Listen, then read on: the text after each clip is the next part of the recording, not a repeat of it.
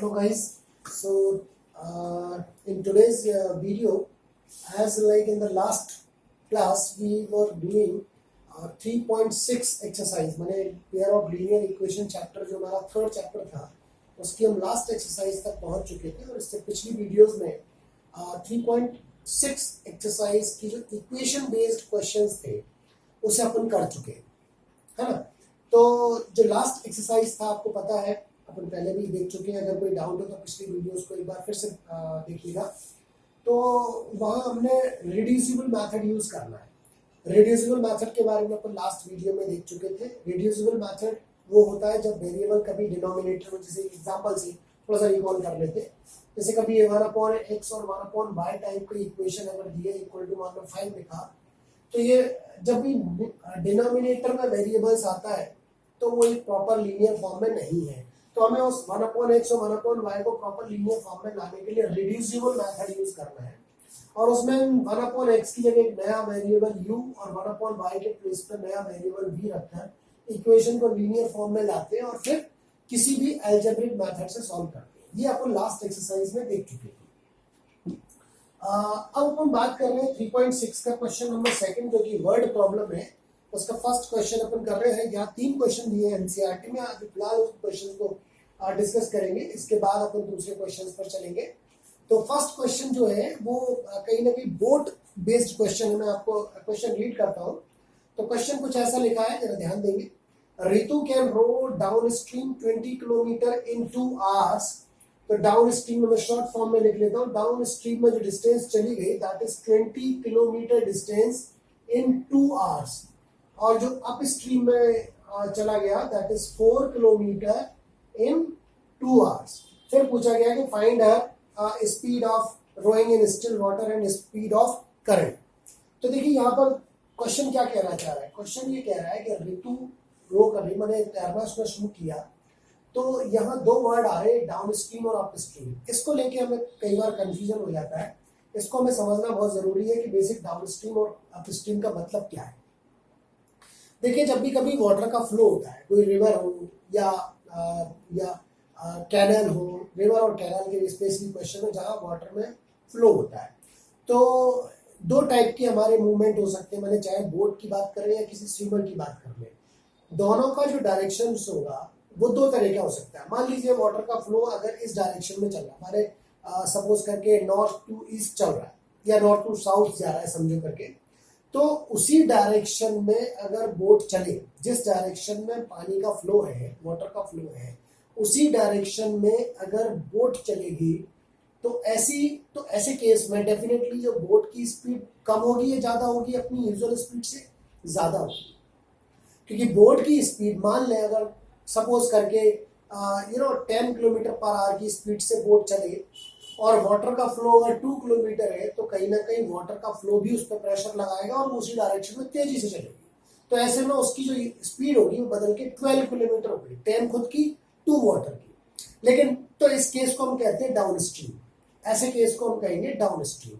वहीं अगर केस ऐसा होता है कि वाटर का फ्लो जा रहा है 2 किलोमीटर पर आवर से, बोट अपोजिट डायरेक्शन में चल रही है। जब अपोजिट में चल रही है तो बोट की स्पीड अपनी नॉर्मल स्पीड से कम होगी। और वो कितनी कम होगी? उतनी ही कम होगी जितना वाटर का फ्लो पड़ रहा है। वो कितना पड़ रहा है? 2 किलोमीटर, जैसे एग्जांपल ले लिया। तो बोट की एक्चुअल स्पीड है 10, अगर वाटर का फ्लो 2 है, अपोजिट है, तो फाइनली जो अप स्ट्रीम हो गई वो 8 किलोमीटर हो गया, 10 - 2। ठीक है। तो ये डाउन स्ट्रीम का मतलब हो गया in the direction of water flow. Up stream का मतलब हो गया in the opposite direction of water flow. ये हमें थोड़ा सा ध्यान देना है। अब इसमें अप स्ट्रीम डाउन स्ट्रीम में बच्चे कई बार कंफ्यूज होते हैं, तो मैं एक छोटी सी ट्रिक आपको बता सकता हूँ। जैसे कभी अपन किसी घाटी या स्लोप पर चढ़ते हैं, तो जब अपन घाटी पर ऊपर चढ़ते हैं, ऊपर की तरफ, ऐसे अप का मतलब ऐसे ऊपर हो गया। अप से अगर बात करें, अप माने ऊपर की साइड, जब हम ऊपर की साइड चढ़ते हैं तो हमारी स्पीड नॉर्मल स्पीड से कम होती है। तो आप ऐसा मान के चलें कि अप स्ट्रीम के केस में हमेशा स्पीड कम होगी। तो कम क्यों हो रही है? क्योंकि अपोजिट डायरेक्शन है। डाउन स्ट्रीम, जब हम नीचे आते हैं स्लोप से या घाटी से नीचे आते हैं डाउन में, तो वो हमेशा प्लस होती है माने वो सेम डायरेक्शन वाला केस है, इसलिए प्लस होती है। ठीक। तो यहाँ वो ये कह रहा है कि वो जब डाउन स्ट्रीम में चलती है तो 20 किलोमीटर की डिस्टेंस वो 2 आवर में कवर कर पाती है। और अगर अप स्ट्रीम माने अपोजिट डायरेक्शन में चल रही है तब दो उसी टाइम में 2 आवर्स में सिर्फ 4 किलोमीटर चल पाई, क्योंकि ऑब्वियसली कहीं ना कहीं वाटर के फ्लो ने भी रोकने की कोशिश की होगी, इसलिए उसी टाइम में डिस्टेंस इतनी कम कवर कर पाए। सॉरी। तो इस केस में अभी पूछा क्या उसने कहा कि एक तो ऋतु की खुद की ओरिजिनल स्पीड बताएं और वाटर का फ्लो बताएं। तो अपन एज्यूम कर लेते हैं यहाँ पर, ये तो गिवन पार्ट हो गया बेटा, दिस इज गिवन पार्ट, मैंने रफली ऐसे लिख लिया। तो लेट ऋतु स्पीड अगर हम मान के चले, ये उसकी एक्चुअल स्पीड है x किलोमीटर पर आवर, और जो वाटर की स्पीड है या वाटर का फ्लो है वो हमने y किलोमीटर पर आवर मान लिया। दो वेरिएबल ले लिए, लीनियर है, 2 वेरिएबल्स, ठीक है। तो ये ध्यान देना, ऋतु की जो स्पीड है x किलोमीटर वो तब है जब वाटर में कोई फ्लो नहीं है, बिल्कुल स्टिल वाटर है, रुका हुआ पानी है, तब उसकी एक्चुअल स्पीड x हम एज्यूम कर रहे हैं। लेकिन यहाँ रुकने वाला मामला ही नहीं है, यहाँ तो वाटर में फ्लो है, तो वो एक बार डाउन स्ट्रीम जा रही है, एक बार अप स्ट्रीम जा रही है। उस समय उसकी स्पीड x ना रहते हुए कुछ और होगी, डाउन में बढ़ जाएगी, अप में माइनस हो जाएगी, राइट। और वो कितनी बढ़ेगी और कम होगी, जितनी वाटर की स्पीड है, दैट इज y। तो हम यहाँ पर ये कहेंगे कि जो स्पीड इन डाउन स्ट्रीम, किसकी स्पीड, ऋतु की स्पीड, ये तो एक्चुअल थी, अभी डाउन स्ट्रीम में कितनी होने वाली है, बढ़ने वाली है, कितनी, उसकी वैसे तो थी x, लेकिन वाटर ने भी फ्लो किया तो y और ऐड हो गया किलोमीटर पर आवर। देखो बेटा समझ में आया, ये बहुत बहुत इंपॉर्टेंट है। स्पीड इन अप स्ट्रीम जो कि हो रही है x माइनस वाई, माने ऋतु की स्पीड कम होगी, कितनी, जितनी वाटर की थी, that is kilometre per our. तो अब हमारे पास एक और स्पीड आई, हमको x और y वाली स्पीड से कोई मतलब नहीं है, क्योंकि condition up stream down stream की थी। अप स्ट्रीम डाउन स्ट्रीम में स्पीड्स ये है, डिस्टेंस उसने 20 किलोमीटर 4 किलोमीटर दे रखा है, टाइम भी दे रखा है। तो आपने एक फॉर्मूला देखा होगा कभी, time equal to distance upon speed, अपन इसी को यूज करने जा रहे हैं, time equal to distance upon speed. देखो अगर अपन इसमें बात करें डाउन स्ट्रीम में, तो डाउन स्ट्रीम में डिस्टेंस कितना, डिस्टेंस 20 किलोमीटर, स्पीड क्या, डाउन स्ट्रीम की स्पीड ये, टाइम कितना 2 आवर्स। तो अगर इक्वेशन में सेट करेंगे तो कुछ ऐसा लिख सकते हैं क्या, 20 किलोमीटर का डिस्टेंस, डाउन स्ट्रीम की बात कर रहे हैं, तो डाउन स्ट्रीम की स्पीड नीचे लगा दें x प्लस वाई, और इक्वल टू टाइमिंग हो गया 2 hours. We can easily cross multiply and we can find the equation also. अच्छा 2 को अपन यहां से भी कैंसिल कर सकते हैं बेटा, राइट। तो x plus Y equal to 10, this is your first equation, right. Same way दूसरे तरफ अगर हम लेके बात करें, उसने कहा अप स्ट्रीम में 4 किलोमीटर 2 आवर्स, तो अप स्ट्रीम केस में डिस्टेंस कितनी, डिस्टेंस तो 4 किलोमीटर थी, अप स्ट्रीम की जो डिस्टेंस है that is x minus Y, timing वही 2 आवर्स, अपॉन 1 करके इसको कैंसिल कर दो, क्रॉस मल्टीप्लाई कर दो, तो बेटा इक्वेशन बन गई x minus Y equal to 2। ये हमारे पास दो इक्वेशंस आ गए, और इन दोनों इक्वेशन को अपन अब किसी भी मेथड से सॉल्व कर सकते हैं। x plus Y equal to 10 और x minus Y equal to 2, तो x plus Y equal to 10, x minus Y equal to 2, इसको तो अपन सॉल्व कर ही लेंगे, चाहे एलिमिनेशन लगा दें या सब्स्टिट्यूशन लगा दें। एलिमिनेशन लगा देते हैं, बहुत ही ईजी है, कैंसिल किया क्या बेटा, 2x इक्वल टू 12 हो गया, तो x इक्वल टू क्या आ गया, 6 आ गया। x इक्वल टू 6 किसी भी इक्वेशन में पुट करोगे तो y इक्वल टू क्या आ जाएगा बेटा, 4 आ जाएगा। तो माने ये हमें पता पड़ा, x अभी आंसर यही मत छोड़ देना, क्योंकि x equal to 6 y equal to 4 क्या है, 6 x क्या लिए थे हमने, x माना था ऋतु की स्पीड, तो हमने ये फाइनली कर दिया कि जो ऋतु की जो फाइनली स्पीड थी माने इन still water that is 6 kilometre per our, और जो वाटर की स्पीड थी बेटा वो कितनी निकली, वाटर की स्पीड निकली 4 kilometre per our, 6 kilometre per our और 4 किलोमीटर पर। अपन देखो आंसर चेक भी कर सकते हैं। चेक कैसे कर सकते हो, चेक ऐसे कर सकते हो, उसने कहा था कि 20 किलोमीटर में डाउन स्ट्रीम के केस में 2 आवर्स लगने वाले थे, ठीक है ना। तो अपन इसको यहाँ देखते हैं कि जबकि इसका इसकी जो स्पीड निकली वो 6 किलोमीटर थी पर आवर, किसकी, ऋतु की, और वाटर की स्पीड थी 2 kilometre per our, sorry 4 kilometre per hour, है ना। तो जब डाउन स्ट्रीम में जाएंगे तो दोनों की स्पीड क्या हो जाएगी, ऐड हो जाएगी। तो देखो 6 प्लस 4 कितना हो गया, 10 किलोमीटर पर आवर, 2 घंटे में कितने किलोमीटर, 20 किलोमीटर। बात आ गई, सही सामने आ गया। अगर डिफरेंस कर दे तो 2, तो 2 आवर्स डिफरेंस हो गया 1 आवर में, तो 2 आवर्स में कितना 4 kilometre.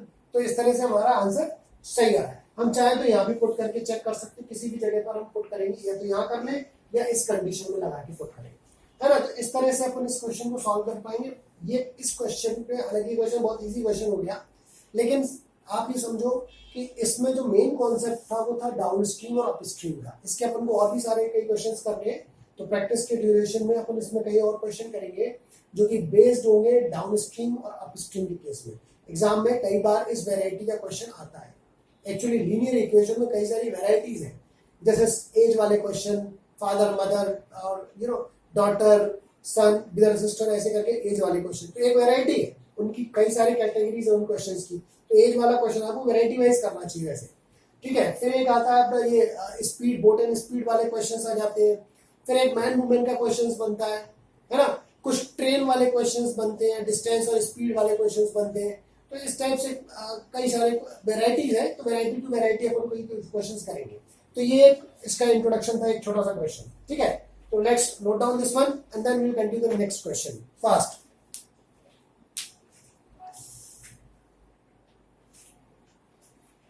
Okay, done. So we will move for the next question now.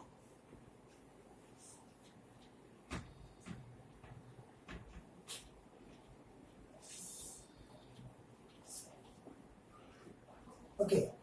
So now the second question of this exercise, I'll read the question again. It is of another kind of.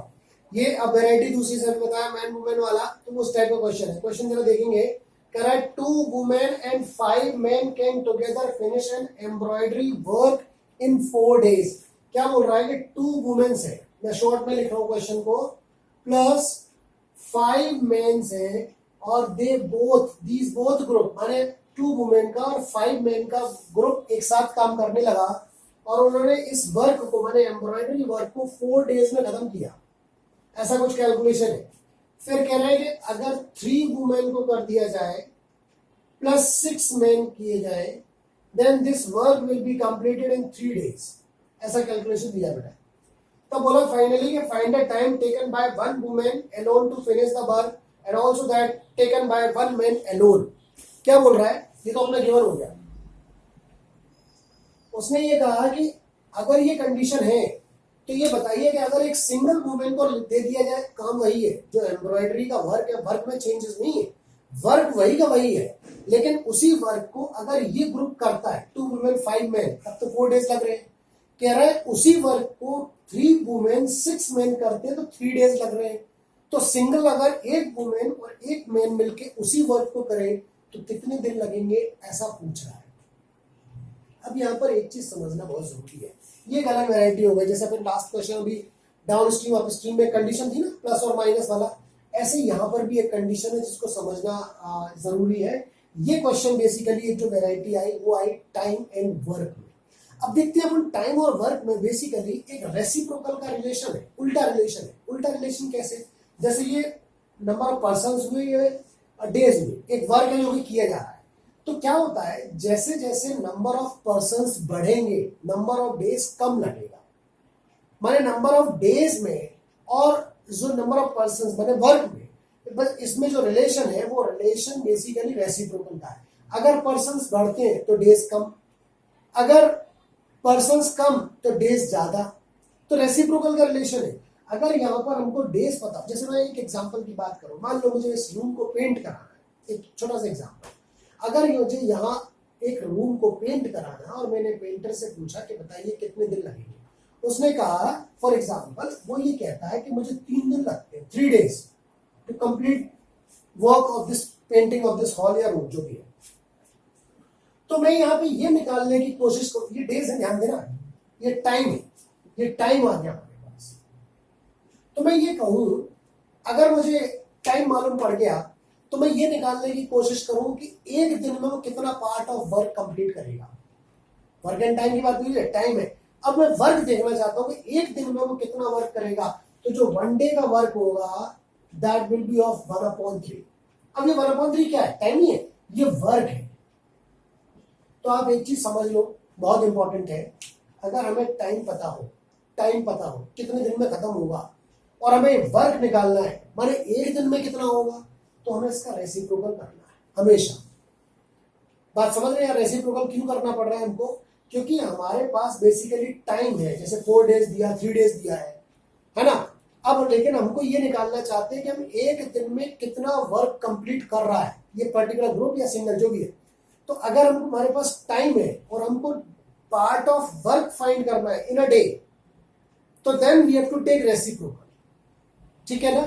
तो जैसे यहाँ 3 days था तो 1/3 हो गया। अब इसी method से अगर मैं ये कहूं, जरा ध्यान देना, let one women can finish the work in X days. देखना बेटा, मैंने ये एज्यूम कर लिया कि एक वुमेन, सिंगल वुमेन, ठीक है, और उसी वर्क को X डेज में कंप्लीट कर रही है। X डेज लग रहे हैं, अभी हमारे पास टाइम आ गया। तो क्या मैं ये निकाल सकता हूं कि ये वुमेन एक दिन में कितना वर्क करेगी? Work done by one women in a day, in one day, that is 1/x। अब ये 1/x की यूनिट क्या होगी?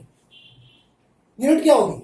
ये 1/x की कोई यूनिट नहीं होगी। बेसिकली यहाँ पार्ट ऑफ वर्क है ये, तो 1/x वर्क है ये, है ना। जैसे अपन ने कहा था अभी एग्जांपल कि 3 डेज लगते हैं रूम को पेंट करने में, तो एक दिन में कितना? एक दिन में 1/3।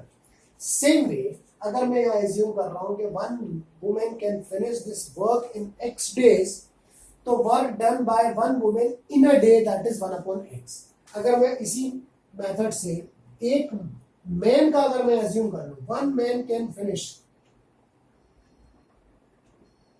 The work in Y days, तो बेटा वर्क कितना करेगा ये? Work done by one man in a day, ये कितना होगा बता सकते हैं? बिल्कुल 1/y, रेसिप्रोकल। क्योंकि मैंने ये एज्यूम किया कि एक मैन उस वर्क को Y डेज में कर रहा है। एक मैन, एक आदमी लगाया जिसने किसी काम को वो Y डेज में कर रहा है, जिसमें मैंने अभी 3 डेज की बात की थी, तो एक दिन का वर्क 1/3 था। तो सेम वे यहां से अगर मैं work done for one day करूं वन मैन का, that is 1/y will come. तो अब हम क्या बात कर रहे हैं? हम ये कह रहे हैं कि एक वुमेन जो है, ये इसी ग्रुप की इन्हीं एक वुमेन और मैन की बात कर रहे हैं। अभी तो यहाँ पे ग्रुप था 2 वुमेन 5 मैन, मैंने एक वुमेन को लिया, एक मैन को लिया। तो मैंने कहा अगर मैं इस वुमेन से वर्क कराऊं तो 1/x वर्क कंप्लीट कर देगी एक दिन में, और मैन से वर्क कराऊं तो 1/y वर्क कंप्लीट हो जाएगा एक दिन में, ठीक है। ध्यान देना, तो एक वुमेन ने किया कितना काम कर लिया? 1/x कर लिया। अपन एक दिन की कैलकुलेशन पर आ, मैन भी तो था, उसने किया 1/y वर्क का, ठीक है ना। लेकिन क्वेश्चन ये कह रहा है कि 2 वुमेन थी, ये 1 वुमेन का कैलकुलेशन था। तो अगर मुझे 2 वुमेन का निकालना है तो क्या मैं इसको 2/x कर सकता हूं? भाई 1 वुमेन का जो वर्क था एक दिन का, अपन वर्क की बात कर रहे हैं, टाइम दिया था, हम वर्क पर तो रेसिप्रोकल पे चलना है। तो रेसिप्रोकल पे कैसे चलना है? ऐसे नहीं चल देना है, हमें यहां से पकड़ना है। ये 1/x is the part of work done bye 1 women, लेकिन यहाँ तो 2 वुमेन है, तो टोटल वर्क कितना होने वाला है? 2/x हो जाएगा। अगर ये 3 वुमेन होती तो 3/x हो जाता, अगर ये 5 वुमेन होती तो 5/x हो जाता, क्योंकि एक वुमेन तो 1/x कर पा रही है ना। मैन की बात करें तो 1 मैन कैन फिनिश 1/y। अभी 3 मैन होते तो 3/y, लेकिन यहाँ तो 5 मैन है, तो अपन कितना लिख पाएंगे बेटा? 5/y। तो यहां हम क्या निकाल पा रहे हैं कि 2 वुमेन ने इतना वर्क किया एक दिन में, 5 मैन ने इतना वर्क किया एक दिन में, ठीक। लेकिन क्वेश्चन कह रहा है कि इस पूरे ग्रुप को 4 दिन लग गए कंप्लीट करने में, ये तो सिर्फ एक ही दिन था। तो मैं इस पूरे ग्रुप को 4 से मल्टीप्लाई कर दूं। 4 से मल्टीप्लाई क्यों किया? क्योंकि इस पूरे ग्रुप को करने में 4 डेज लग पा रहे, 4 डेज में कंप्लीट हुआ वर्क। तो मैंने कहा ओके, ये तो मेरा वन डे वर्क था, ये ग्रुप लग गया, 2 वुमेन लग गई, 5 मैन लगे, लेकिन ये 1 डे का वर्क हुआ। अगर मैं ऐसे 4 दिन इस काम को कराऊं तो वर्क कंप्लीटेड। और work completed we can write equal to 1। अब इक्वल टू 1 क्यों आ गया? इसलिए आ गया क्योंकि फ्रैक्शन में 1 शोज 100% कंप्लीटेड। जैसे अपन बात करते हैं फ्रैक्शन में एप्पल हाफ होता है तो 1/2, 1/4 किया तो 1/4, तो फिर पूरा कितना? पूरा 1, वन पार्ट इज 1। तो यार equal to 1 shows 100% work completed. Now 4 can be transfer there, तो what finally equation will be there 2/x + 5/y equal to 1/4। This is the equation finally. ध्यान देना बेटा, बहुत ही इंपॉर्टेंट बात है। तो हमें क्या करना था फाइनली? हमने ये करना है जब वन मैन और वुमेन का हमें ये निकालना है कितने दिन में सिंगल वर्क कंप्लीट कर पाएंगे, तो उसी बात को अपन ने एक्स और वाई मान लिया। किस बात को? कि one women can finish the work in x days, इसी x की वैल्यू तो निकालनी है। One man can finish the work in y days. जब हमको डेज पता पड़ गया तो पार्ट ऑफ वर्क निकालने के लिए सिंपल रेसिप्रोकल कर रहे हैं। लेकिन ये जो 1/x और 1/y था, ये वन वुमेन का 1 डे का वर्क है, ये 1/y 1 मैन के 1 डे का वर्क है। लेकिन हमारे पास 2 वुमेन है तो 2/x हो गया, 5 मैन है तो 5/y हो गया। दोनों का एडिशन किया, 4 से मल्टीप्लाई क्यों किया? Because they all are taking 4 days to complete the work. Work completed means equal to 1। Okay, now second equation में हम कैसे बना पाएंगे? बात वही है फिर से, 1/x है लेकिन 3 वुमेन है, तो हम क्या लिख पाएंगे? 3/x।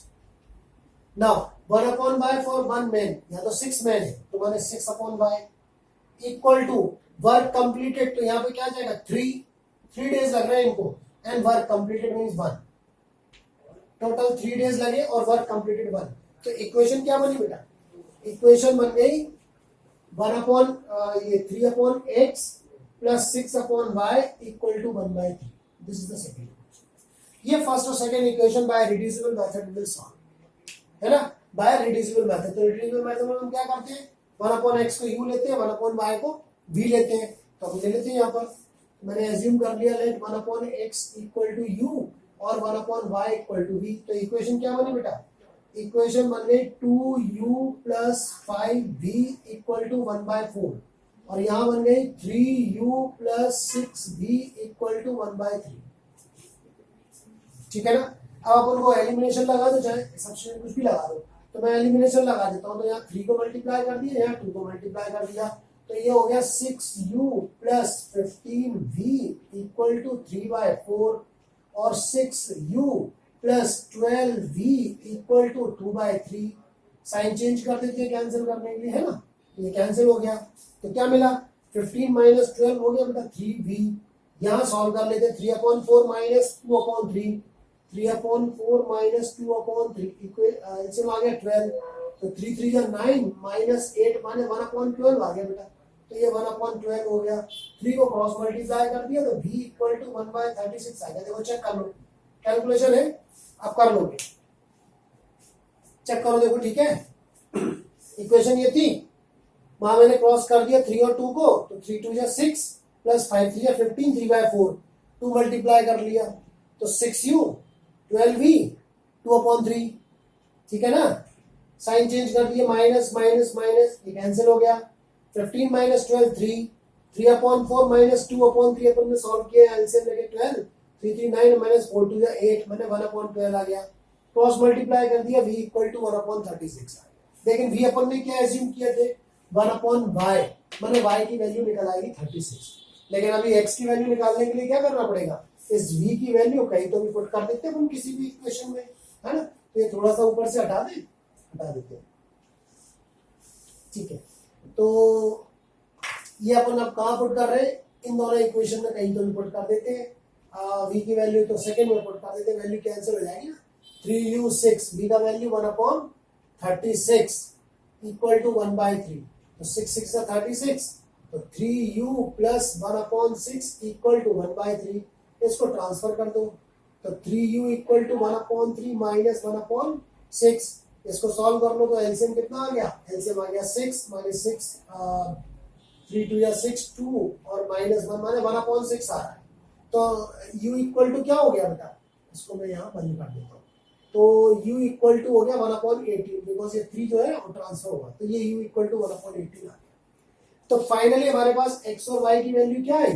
क्योंकि u हमने जो एज्यूम किया था 1/x था, तो x इक्वल टू क्या आ गया? 18 days।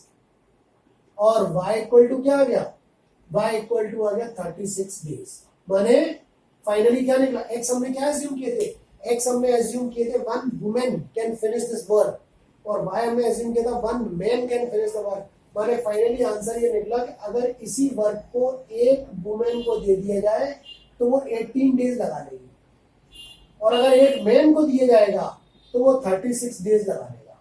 This is the finally answer. देखो समझो, चेक कर लो, one women can finish the entire embroidery work 18 days में, और one man can finish this work in 36 days. क्योंकि एम्ब्रॉयडरी वर्क है, कढ़ाई वढ़ाई वाला काम है, तो मैन को ज्यादा टाइम लग रहा है, वुमेन फटाफट फटाफट करके, है ना। तो this way we can solve this question. Question is very important. ये तो एक सैंपल था, इस तरीके के और भी कई क्वेश्चन हैं जिसको अपन को आगे चल के सॉल्व कर रहे हैं। लेकिन यहाँ जो मेन कॉन्सेप्ट थी वो थी टाइम और वर्क की। आपको ये समझना है कि अगर हमारे पास टाइम है और वर्क निकालना है तो रेसिप्रोकल कर देना है, वर्क है टाइम निकाल देना है तो वैल्यू को रेसिप्रोकल कर देना है। ये मेन कॉन्सेप्ट है, और वो उसी केस में कहीं ना कहीं हमें रिड्यूसिबल वाली देखो कंडीशन मिल जाती है। देखो रिड्यूसिबल वाली इक्वेशन मिल गई ना, डिनोमिनेटर नीचे आ गया, मतलब सॉरी वेरिएबल डिनोमिनेटर में आ गया। तो इस ऐसे केस में जहां मेन मूवमेंट का क्वेश्चन होगा, इसी में एक वैरायटी आती है टैब वाला question. Tab, two tabs can fill this tank in this particular time. फिर कुछ तो भी कंडीशन दी होगी, टैब टू साइजेस के होंगे, एक लार्जर साइज का होगा, एक स्मॉलर साइज का होगा। तो ऐसे क्वेश्चन भी अपन करेंगे, है ना। तो ये आपके लिए बहुत एक इंपॉर्टेंट क्वेश्चन है, फटाफट इसको नोट करके then we move for the third next question.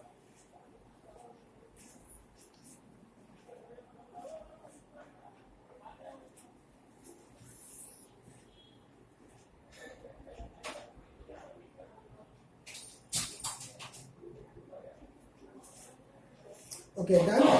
Now we'll start the next question.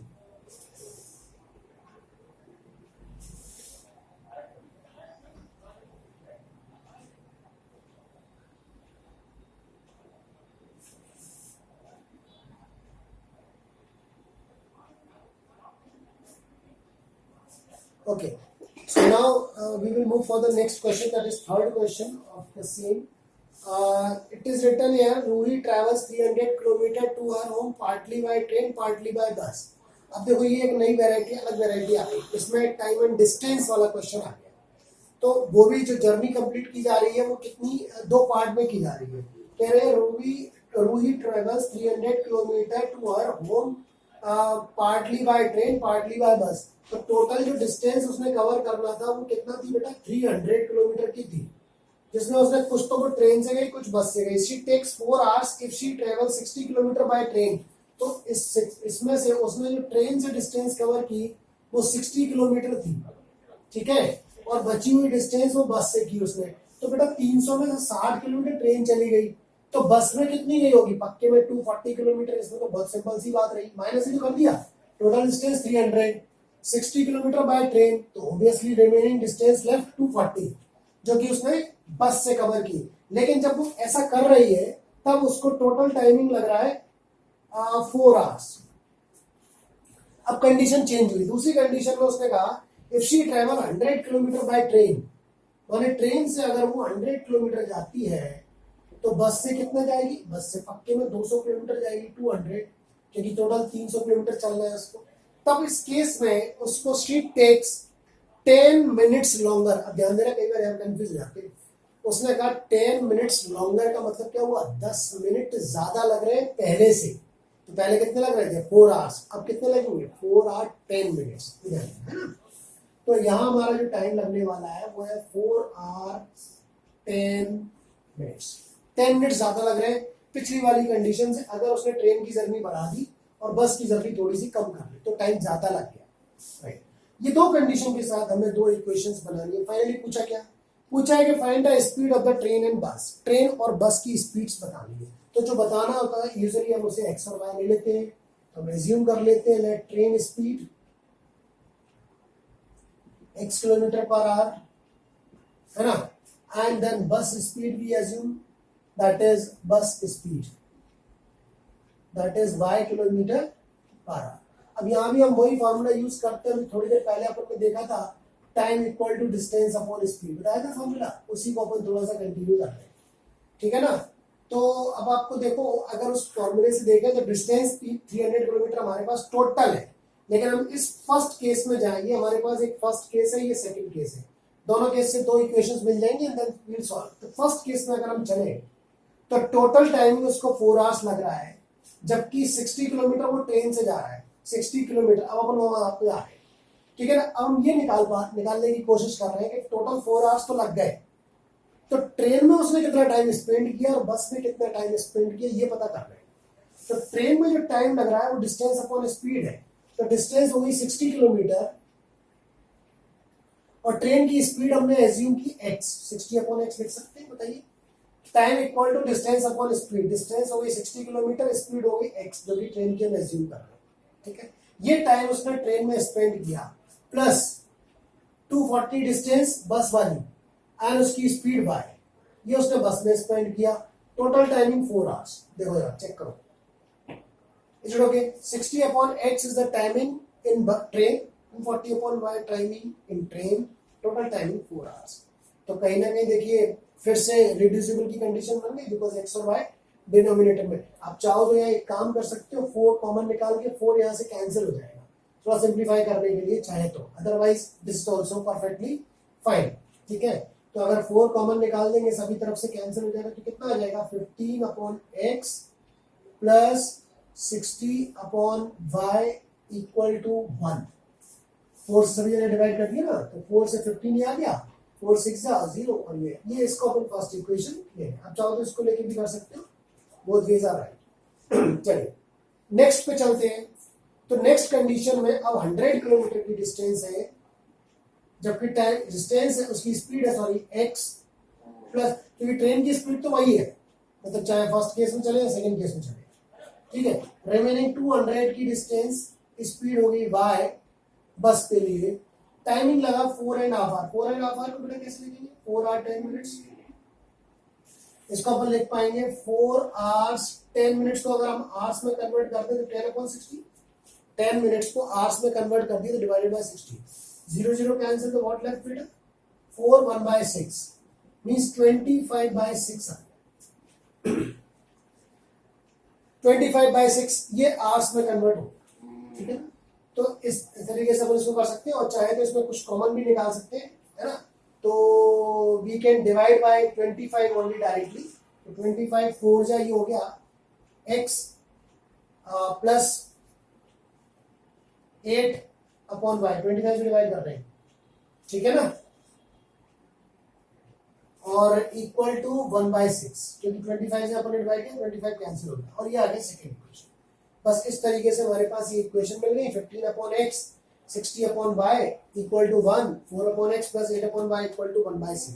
बस ये रिड्यूसिबल की कंडीशन आ गया। अब इसको u और v में कन्वर्ट करके एलिमिनेशन सॉल्यूशन लगा दें और u और v की वैल्यू निकाल दें, तो निकाल देते हैं फटाफट, देखो, है ना। तो आप फिर से एज्यूम कर लो, क्या एज्यूम कर लोगे कि let 1 upon x equal to u और 1 अपॉन v इक्वल टू कितना y, तो हाँ 1 upon y equal to v, 1 upon y equal to v और 1 अपॉन x इक्वल टू, तो यहाँ क्या इक्वेशन बनेगी 15u plus 60v equal to what बेटा 1, here 4u plus 8v equal to what 1/6, ये आ गया, ठीक है ना। तो अब इसको अपन सॉल्व कर लेते हैं। तो सॉल्व करने के लिए इसको क्रॉस में करना पड़ेगा वैसे तो, ठीक है ना। तो इसको सॉल्व कर लो, 15 और 4 को चाहो तो आप ऐसे कर लो, यहाँ 4 से कर दो या 15 से कर दो, चक्कर ही नहीं है। तो 15 4 तो हो गया 60 u plus 240 v equal to 4, यहाँ किया 60 u plus 120 v equal to 15 upon 6, तो 15 अपॉन 6 तो सॉल्व हो जाएगा बेटा, 3 5 जा 3 2 जा 5.2, ठीक है ना। सॉल्व कर दो उसको, माइनस माइनस तो भी कैंसिल, यहाँ क्या बच गया, यहाँ बच गया 120v इक्वल टू, यहाँ मिला 4 माइनस 5.2, 4 माइनस 5.2 का मतलब हो गया 8 माइनस 5, 3/2, राइट। तो 3/2 यहाँ से 3 को चाहो तो कैंसिल डायरेक्टली कर लो, 40 आ जाएगा। तो v इक्वल टू बेटा आ गया 1/80। चेक कर लो, चेक कर लेना 1/80 आएगा कि नहीं आएगा। देखो कैलकुलेशन है सिंपल सा, और कुछ भी नहीं है, ठीक है ना। तो v इक्वल टू अगर इतना हो गया, v इक्वल टू हो गया तो u निकाल दो। अभी v का वैल्यू 1/80 अपन कहाँ पुट कर दो, यहाँ कर दो, चाहे यहाँ कर दो, मुझे ज्यादा आसान रहेगा, यहाँ कर देते हैं। तो यहाँ है 4u plus 8 into 1/80 equal to 1/6। इसको कैंसिल कर दिया बेटा, 10 आ गया।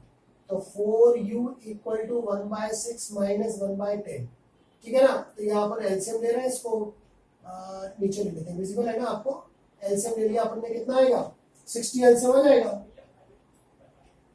और बल्कि 30 भी आ जाएगा, 30 ले लेते हैं, कोई दिक्कत नहीं है ना। तो 5 हो गया माइनस 3 हो गया, माने 2/30,